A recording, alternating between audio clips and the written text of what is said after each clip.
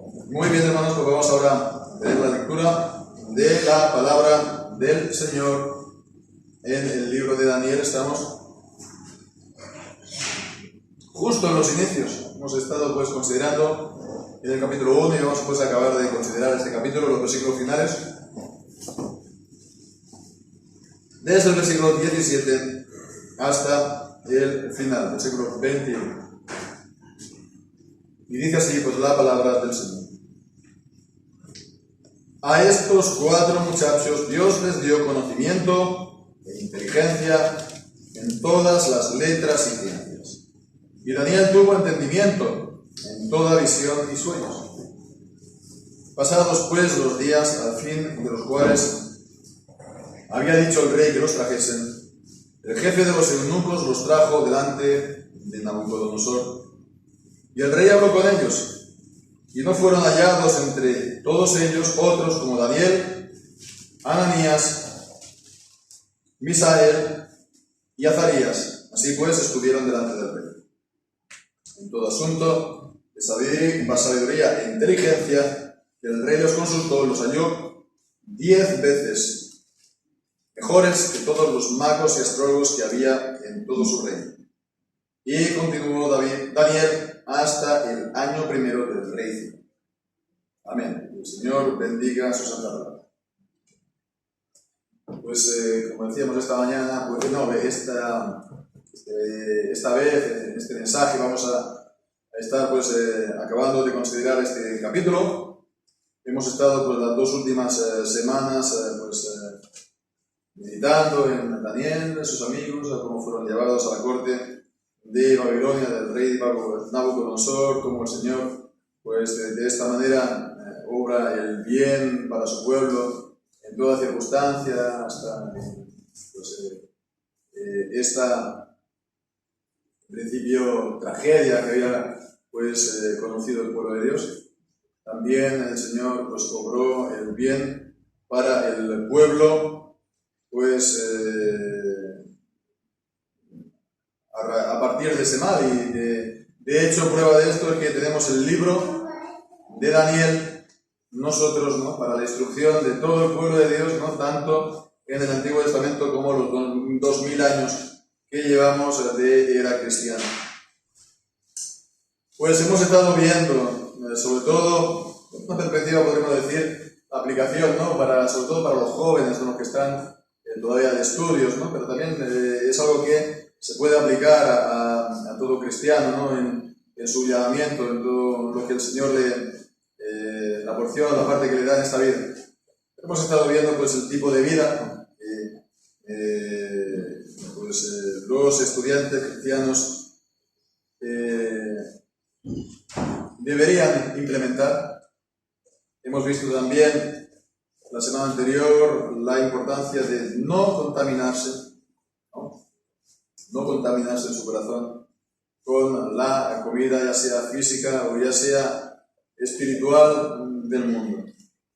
Pero, vamos a ver ahora el resultado de ambas cosas, ¿no?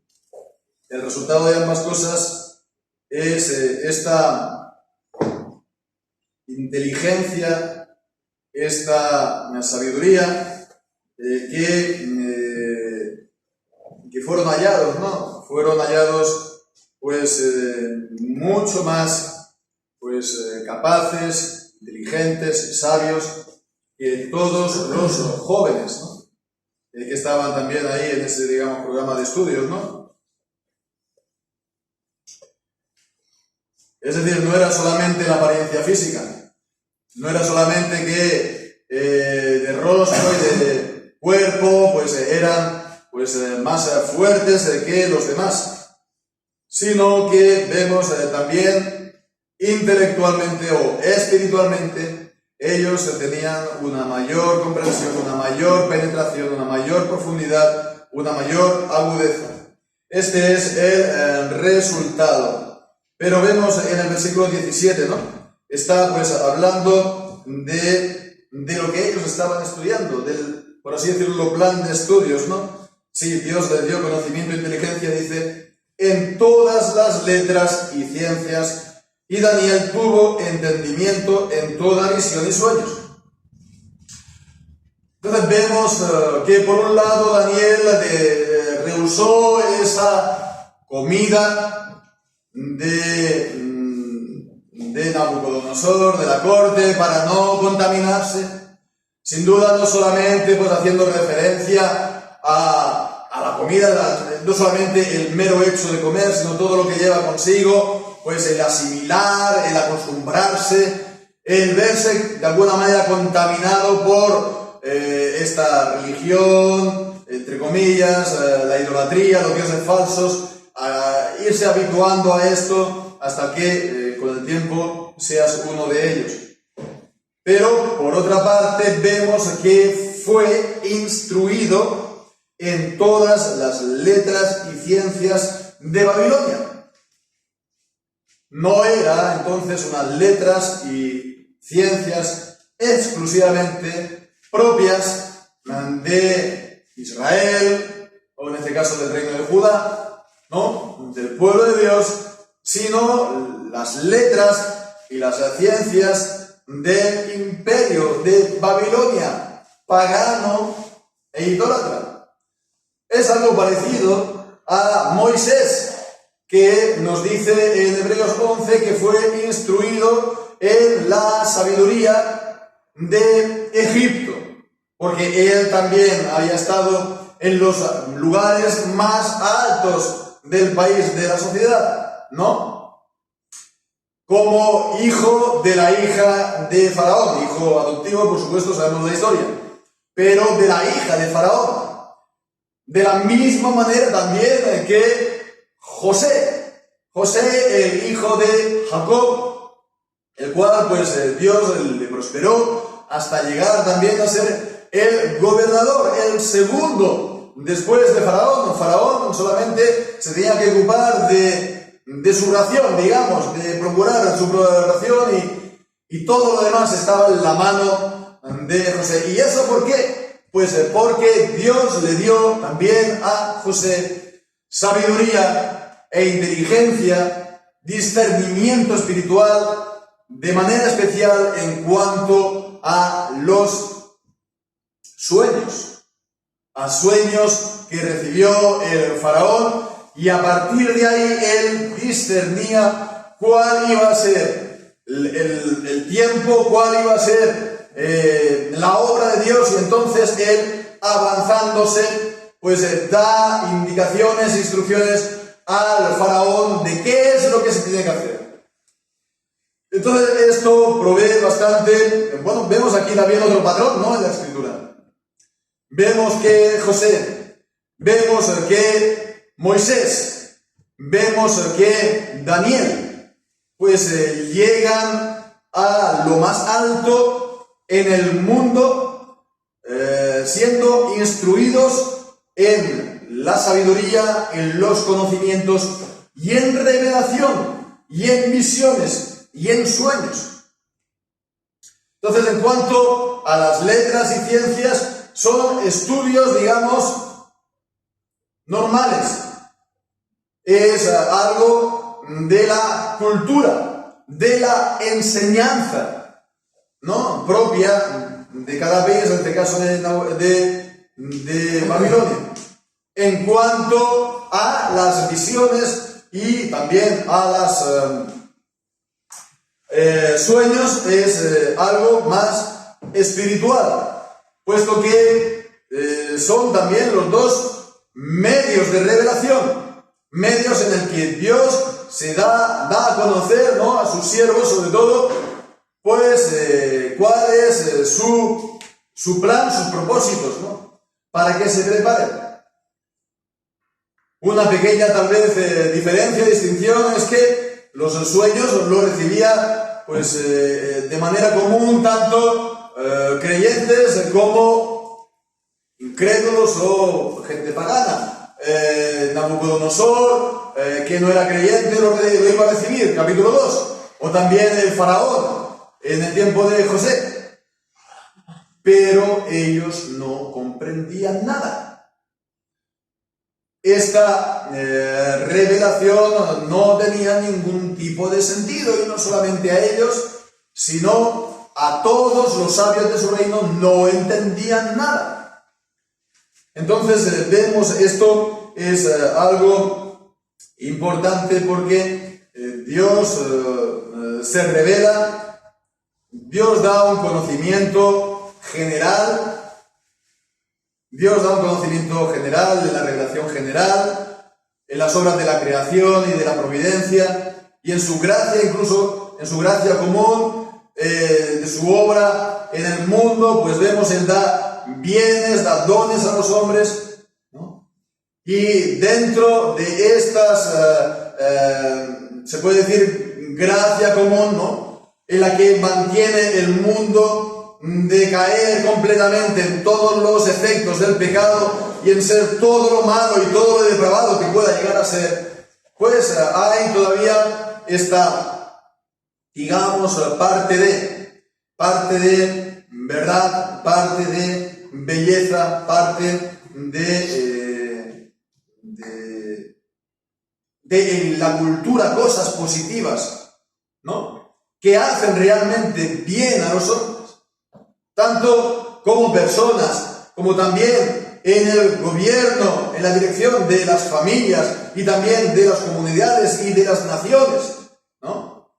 Y pues esto ha sido así, pues la obra de lo que antes se decían en la antigüedad los poetas, ¿no?, o los filósofos, que estaban proveyendo ese contenido positivo para los hombres. Entonces son dones que Dios ha dado a los hombres en un sentido general, ¿no? Gracia común, gracia general, ¿no? Hay gente que, hermanos, que no le gusta esta palabra gracia porque se entiende que solamente la gracia sea salvífica, pero si se entiende como un don benéfico, inmerecido, pues realmente es una gracia común, porque es algo común, ¿verdad?, para todos los hombres.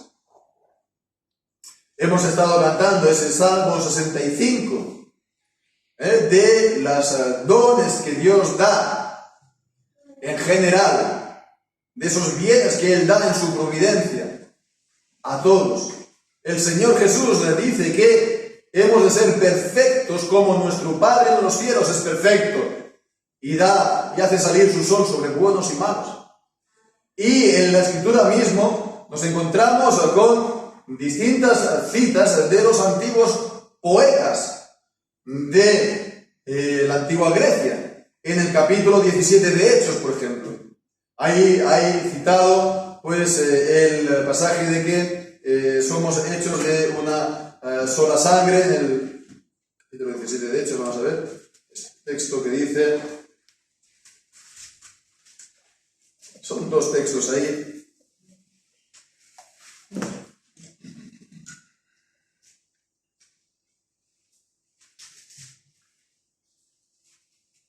En el versículo 28, porque en Él vivimos y nos movemos y somos. Esto es una cita, y después, como también algunos de vuestros poetas dijeron, porque también somos linaje suyo. Entonces el Señor, vemos aquí, dio estas, se puede decir, producciones, ¿no?, culturales, que son buenas en sí, ¿no?, y pues también son verdad, ¿no? No digo que todas, ¿no?, pero todo lo que se enseña, todo lo que digan, ¿no? Pero en todo caso vemos aquí son estas bienes que Dios da a la humanidad en un sentido general. Y esto es una cosa importante para nosotros como cristianos y la Iglesia. ¿Cuál es la actitud que hemos de tener entonces ante los estudios o ante la cultura en general? Hemos de hacer una oposición frontal a todo, radical y total, a todo lo que sea fuera de la Iglesia. Sí, hemos de hacer una oposición frontal, radical, a todo lo que esté en contra y que sea directamente malo o pecado o contradiga a la palabra de Dios.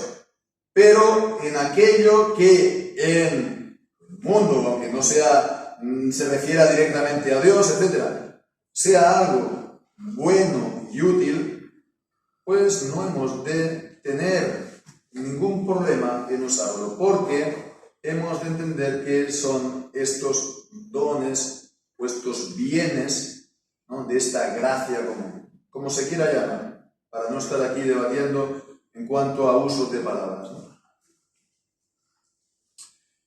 Y el punto es que, como vemos aquí, son los cristianos los que pueden sacar verdaderamente rendimiento, que pueden sacar verdaderamente rédito de estos bienes de Dios comunes, que los hombres también lo tienen, ¿no?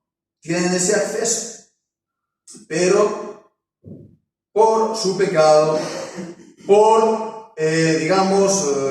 los patrones que hay culturales en cada país, ¿no? Eso les impide de realmente extraer todo el bien y extraer también, digamos, que esto sea realmente productivo para ellos. Los cristianos, por el contrario, sí hacemos esta vida que hemos dicho de estudio disciplinado, ¿verdad? Sí, además, nuestro propósito del corazón es guardar nuestro corazón puro y no contaminarnos, pues entonces podemos sacar no un poco más de rédito, un poco más de beneficio, sino mucho más beneficio que la gente del mundo. Mucho más en beneficio de la gente del mundo. Dios da entonces estos dones y bueno, pues en sí son la gente del mundo que le saca mucho más beneficio a todo esto que nosotros. Esto habla de que nosotros los cristianos no estamos viviendo bien, no estamos cumpliendo o viviendo al nivel que nos dice la palabra de Dios. Algo hay. ¿Cómo es entonces que la gente del mundo tiene mucho más nivel con estas cosas comunes que nosotros? No debería ser así. Tendría que ser, pues, como decimos, que seamos hallados mucho mejores en cuanto al rendimiento. Y bien, pues vemos, ¿no? Esto es algo a tener en cuenta, es una cosa que quería pues compartir. Otro punto también que quería compartir es ahondar más en cuanto a esto que estamos hablando, de las letras y ciencias propias de Babilonia. Y esto es también para meditar, porque cada civilización o cada imperio o cada régimen, se puede decir así, uno de los pilares del mismo es la educación, porque por medio de él se va a seguir formando a la gente que va a mantener y a perpetuar este régimen, ¿no? Esta civilización. Eso es así en Egipto, en Babilonia y en nuestros días, ¿no? Entonces es algo a tener en cuenta. Cada régimen pues se organiza de una manera, ya sea pues bien premeditada o espontánea, de manera que tiene un estilo, tiene una manera de enseñar en cuanto a los contenidos y en cuanto a la manera de enseñar para formar a esta gente, ¿no? Y bien, pues hemos estado hablando, ¿verdad?, de las eras de la Iglesia. Hemos estado hablando también de que la llamada Edad Media, hemos de pensar en ella no como algunas veces se nos habla, se nos dice de ella que era la era de las tinieblas, ¿no? Muchas veces se le llama así. Sino que hemos de pensar de que fue el tiempo en el que la Iglesia realmente estaba sentada, gobernando con Cristo en este mundo. Fue el milenio. Fue el milenio y la Iglesia en aquel momento cumplió verdaderamente, no sabemos si podemos decir si plenamente, porque aunque se estaba en este periodo, ¿no?, tan bueno, él siempre ha sido también afectado por el pecado en mayor o menor medida. Nunca ha habido perfección, pero con todo y con eso, sí que la Iglesia cumplió con ese papel de consejeros a los reyes, que realmente se ha mantenido en el tiempo hasta prácticamente antes de ayer. La Iglesia, pues, es la que mantuvo todo el conocimiento de la antigüedad griega y romana. Todo esto, pues, se ha mantenido porque estuvieron los monjes, sobre todo, copiándolos a mano, no de otra manera. Así como también ellos copiaron a mano, por supuesto, los manuscritos de la Sagrada Escritura y los escritos también de los escritores cristianos, los autores cristianos. Fueron escritos a mano por los monjes y nos lo han transmitido. Entonces ellos desarrollaron un tipo de enseñanza también, que es lo que hoy se conoce como la enseñanza clásica, sobre todo, que, bueno, pues ya desde chiquito, pues a los niños se les enseñaban, pues, por una parte, la que se llama el triple camino, trivium, que era, pues, la gramática, la dialéctica y la retórica, por este orden. A los niños, primeramente, lo que se les enseñaba era hablar, la gramática, la lengua, ¿no?, las lenguas, sobre todo el latín, ¿no?, pero también después la dialéctica. ¿Qué es la dialéctica? El razonar bien, correctamente, para después la retórica. La retórica es saber expresarlo bien, ¿no?, poder escribir y poder hablar bien correctamente. Eso será el trivium, y después se le añadía el quadrivium, las 4 vías, que era la aritmética, la geometría, la música y la astronomía. Astronomía, _astrología, pero bueno, astronomía, ¿no? Vemos que ya eso podemos decir que era más bien las ciencias, ¿no?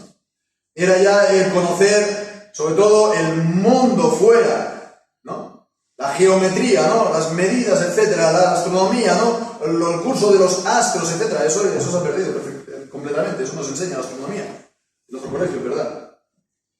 La música, que no era solamente, pues, la música, sino también era mucho matemática y también la idea de lo bello, de lo armonioso, etcétera, etcétera, en general. Pero quiero decir, esto era, pues, hasta los 18 años. Esto eran lo que se llaman las 7 artes liberales, y después ya en la universidad se estudiaba el derecho y también las leyes eclesiásticas y la teología, ¿no? Esto era el mundo de la enseñanza, de la cultura de aquel entonces. Y la iglesia, las iglesias, las parroquias, después dieron estas enseñanzas en los monasterios, y después se crearon las universidades, ¿no? Y bien, pues de esta manera las iglesias han mantenido a lo largo de los siglos, ¿verdad?, de este papel fundamental en la sociedad. Y que, bueno, pues esto casi se ha perdido. Porque los últimos, decimos ya antes de ayer, ¿no?, los últimos 2 siglos sobre todo, pues el Estado ha generado el propio sistema educativo, que en principio no es algo negativo por sí, ¿no? Que los gobiernos, una nación de enseñanza a los suyos. El problema es qué tipo de enseñanza. Y la enseñanza de los 2 últimos siglos aquí ha sido en contra del cristianismo, en contra de todo este pasado. Y se ha visto esto como una gran opresión, como dice el Salmo 2, ¿no? Esas cuerdas que oprimen y que uno se tiene que quitar de encima. Y entonces, pues todo el contenido que se da en ciencias e incluso en letras también, pues en vez de guardar el mismo carácter, digamos, clásico, ¿no?,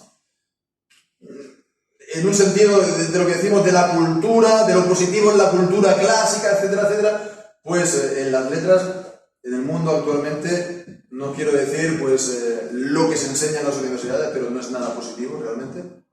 Y en las ciencias, la gente, los jóvenes y en la universidad, realmente se les ha inculcado que realmente la ciencia contradice la Biblia. Y que, por lo tanto, la Biblia es todo mentira. Y que la Biblia es solamente unos cuentos, ¿no?, que creen gente débil, ¿no?, mentalmente y psicológicamente para ayudar a sus traumas, etcétera, etcétera. Pero que nada tiene que ver con la vida real. Entonces, si esto es la manera como se enseña, si esta es la idea fundamental de la enseñanza, ¿cómo va a salir la sociedad? Va a salir cristiana, ¿no? Es que no puede salir otra cosa que lo que vemos hoy en día. Imposible que salga otra cosa. A todo esto decíamos que los únicos que han mantenido, ¿no?, así, este papel antiguo ha sido sobre todo la Iglesia Católica.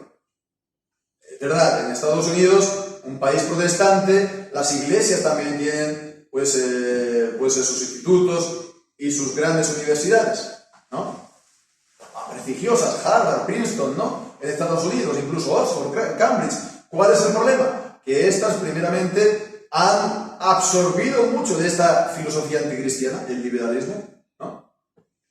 Y bueno, pues eso es algo solamente circunscrito a Estados Unidos y al Reino Unido.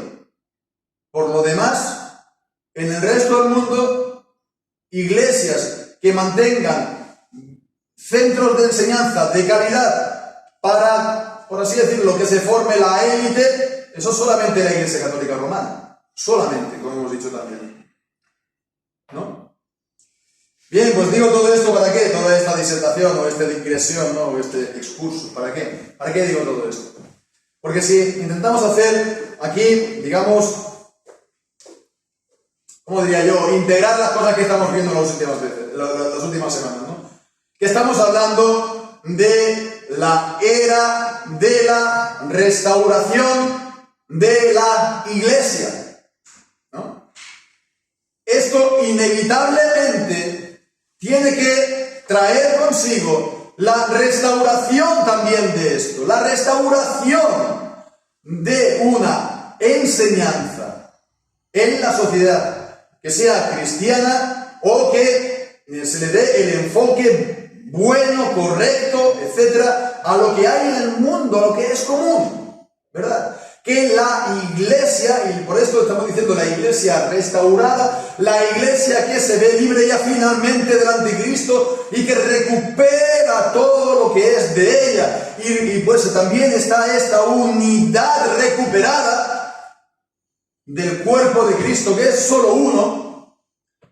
Esto es una nueva, digamos, de nuevo derramamiento del Espíritu Santo y de la gracia, y que abundante gracia sea sobre todos ellos, como estuvimos viendo el viernes.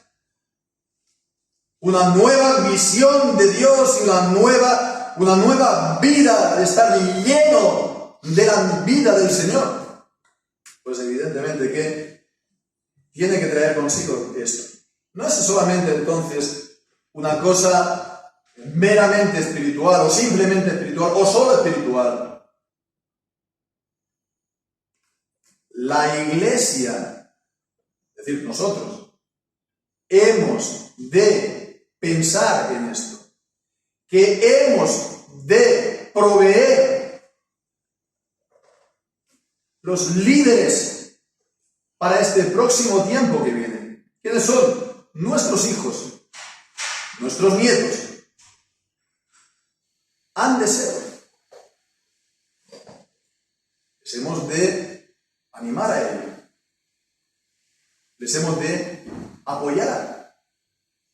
Y les hemos de mantener en ese camino. ¿Para qué? Por el camino no se vayan a uno a otro, ¿verdad? Que también.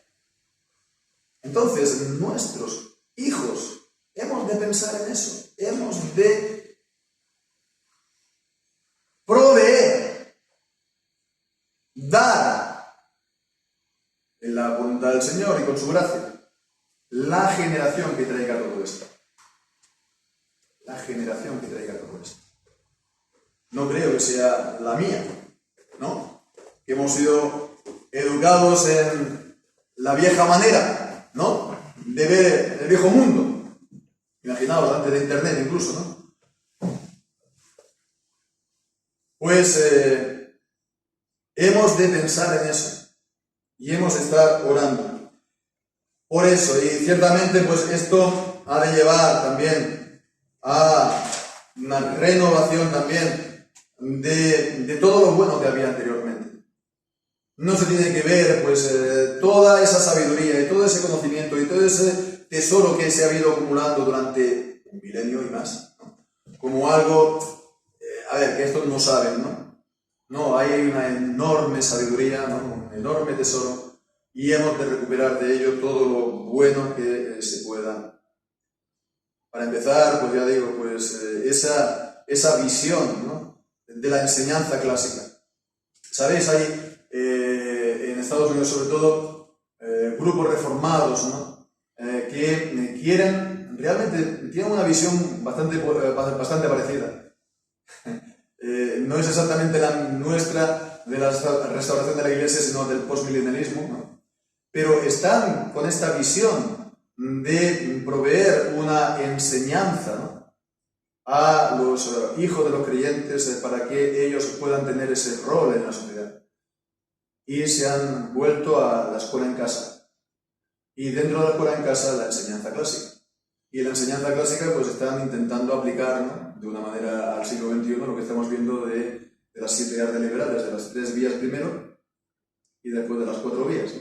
El trivium y quadrivium, ¿no? Eso en Estados Unidos, y sería algo muy bueno de recuperarlo, por lo menos el enfoque, por lo menos el espíritu, ¿no? Por lo menos imbuirnos en lo que podamos. ¿Por qué? Porque fijémonos, ¿no? Que cada civilización, cada cultura produce, digamos, una manera de enseñar, ¿no? En cuanto a contenidos, etcétera, etcétera. Y todo lo demás también, ¿no? En cuanto a la filosofía que hay detrás. ¿Y cuál es entonces la manera de enseñar hoy en día? En la Edad Media, digamos, ¿no? En el tiempo de la Iglesia, pues era dando esa formación genérica, global, ¿no? Genérica, global. Y eso abarcaba todo, se puede decir, ¿no? Daba una visión global de las cosas. ¿Cuál es la visión hoy en día? Es la especialización. Cada vez sabes más profundo, pero de un grado más pequeño de cosas, ¿no? O de una franja más pequeña de cosas. Y esto es así incluso en la teología, tristemente, en los seminarios, ¿no? De manera que si uno es especialista del Nuevo Testamento, no puede serlo del Antiguo Testamento y ni mucho menos de sistemática, ¿no? Pero no solo eso, es que si tú eres del Nuevo Testamento, tú tienes que ser especialista del Evangelio de Mateo, pero ya no el de Marcos, ¿no? Y si eres de Pablo, ya no eres del Apocalipsis. Es decir, una especialización tan grande y una disección tan grande que al final parece que cada cosa está completamente atomizada y va a la suya y está separada, ¿no? Entonces es realmente una pena todo esto. Porque ¿de qué te sirve conocer tanto a fondo unas cosas si después no lo puedes integrar en el conjunto de la fe y esto en el conjunto de tu vida? Entonces esto, por eso digo que es muy bueno tener esta visión de conjunto integral, que es lo que daba la educación, digamos, clásica / cristiana. Bien, pero vamos a ver ahora lo que nos dicen aquí, el resultado ya a todo esto. Después, en el versículo 18 que lo trajeron, el rey, versículo 19, habló con ellos, Nabucodonosor.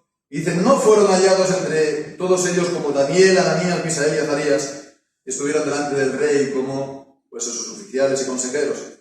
y en todo asunto de sabiduría e inteligencia que el rey les consultó, los halló 10 veces mejores que todos los magos y astrólogos que había en todo su reino, ¿no? Entonces, bueno, cuando hablan aquí de astrólogos, ciertamente había estudio de los astros y lo que ellos puedan tener de incidencia en la vida de los hombres, pero no es en plan la astrología que nosotros conocemos hoy, que es la esta de los periódicos, ¿no? De las revistas. En fin, en todo caso, había una base, por supuesto, científica todo esto y unos estudios de los astros. Pero sobre todo la idea es que los halló 10 veces mejores. 10 veces mejores. Y me llama la atención que diga 10 veces mejores. De la misma manera que antes también Daniel dijo que se espere, ¿no? El oficial, eunuco. 10 días, hagamos la prueba 10 días. Y entonces si es así, pues entonces, bueno, pues continuamos y si no, pues ya estaremos obligados a tomar esa comida. 10 días y 10 veces mayor. Entonces, cuando leemos 10 veces mayor, evidentemente la idea es, bueno, pues que no es un poquito más o un poquito menos. Daniel es más bueno que aquel otro en la lengua, por ejemplo, pero es un poquito menos en matemáticas o un poquito más, ¿sabes? No es entonces de grado, sino es, digamos, de magnitud. Es, por así decirlo, una escala distinta. Es como jugar en primera división y en segunda división. Entonces, que están en un nivel que no es el de sus contemporáneos. ¿Y eso por qué es? Pues porque, dice, Dios les dio conocimiento e inteligencia. Versículo 17. Y ahí está la clave de todo. Hemos de buscar esa inteligencia y esa sabiduría, todos, los padres cristianos, para saber qué es lo que tenemos que hacer, cómo podemos ayudar a nuestros hijos, cómo los podemos proteger, si podemos ir con la escuela en casa, de qué manera, o si podemos lanzarnos a hacer escuelas cristianas, qué es lo que deberíamos buscar hacer, qué es el objetivo que tendríamos que hacer, que se nos ve eso como algo completamente inalcanzable, ¿verdad? Pero ese es el verdadero objetivo. Que nosotros los cristianos, sí, pensemos, nuestra congregación, nuestra comilla, parroquia, juntamente con otras, hagamos escuelas cristianas e institutos cristianos y también universidades cristianas para todo lo que hemos estado diciendo. Que el Señor, por lo tanto, nos dé esa sabiduría e inteligencia a todos, los padres, los responsables, ¿verdad? Al pueblo en general, pero también pues los chicos, las chicas, los jóvenes que están estudiando, que les den el conocimiento y la inteligencia en sus estudios. Es Dios quien da el conocimiento y la inteligencia. Dios da esos dones comunes en la sociedad, ¿verdad? En la historia de los hombres. Ahí están para todos. Ahí están. En los libros, en las bibliotecas, ahí están. En las enseñanzas de los profesores, ahí están para todos. Y la gente lo está escuchando, pero no ve la importancia de lo que está escuchando. Y es entonces por la iluminación del Señor quien entonces uno puede comprender, pero oye, esto es realmente importante. Esto se puede aplicar de tal manera o de cual manera. Desde una perspectiva cristiana, desde la perspectiva bíblica. Eso lo da el Señor. El conocimiento y la sabiduría lo da el Señor. Y hemos entonces de buscar esa sabiduría y esa inteligencia que no es nuestra, sino de Dios mismo. Vemos cuando leemos, ¿no?, de Elías y de Eliseo, que Eliseo, pues pidió el Señor una doble porción del espíritu de Elías, ¿no? Una doble porción del espíritu de Elías. Pues podríamos pensar que bueno sería que el Señor nos dé una doble porción de sabiduría e inteligencia espiritual. Ya no digo yo, de Josué, de Moisés o de Daniel, que nos dé una doble porción de sabiduría y de inteligencia espiritual y en las cosas también de este mundo, de los objetos de estudio de este mundo, que los mayores doctores que ha tenido tanto el mundo como la Iglesia. ¿Por qué no pedir? ¿Por qué no buscar esto? Doble porción de espíritu, que los mayores doctores del mundo y de la sociedad y en la Iglesia. ¿Es demasiado? ¿Es ser demasiado ambicioso? Pedir para uno doble porción. Calvino, Lutero, Calvino juntos. ¡Qué locura!, ¿no? ¡Qué pretensión! Necesitamos esto, tanto en la Iglesia como en la sociedad. En la sociedad, ¿qué vamos a decir? ¿No? El grado de decrepitud a la que ha llegado, lo único que puede esperar es restauración. Porque se ha llegado, creo yo, al final del camino. Bien, pues hermanos, que así sea. El Señor nos ayude. Espero que estos 3 mensajes que hemos estado viendo pues sean de ánimo para padres y para estudiantes y también pues para todos en general, ¿no? En nuestra vocación que el Señor nos da. Que el Señor nos da, a ver, un papel en este mundo que sin duda es mucho más importante del que nosotros en principio podemos pensar, ¿no? Que como creyentes somos importantes en las manos y en los propósitos de Dios para cumplir pues todo esto que estamos diciendo. Pues como digo, pues que así sea, que el Señor nos ayude, nos bendiga y bueno, pues ya en los capítulos seguramente vamos a estar ya adentrándonos más en el terreno de la profecía, ¿no?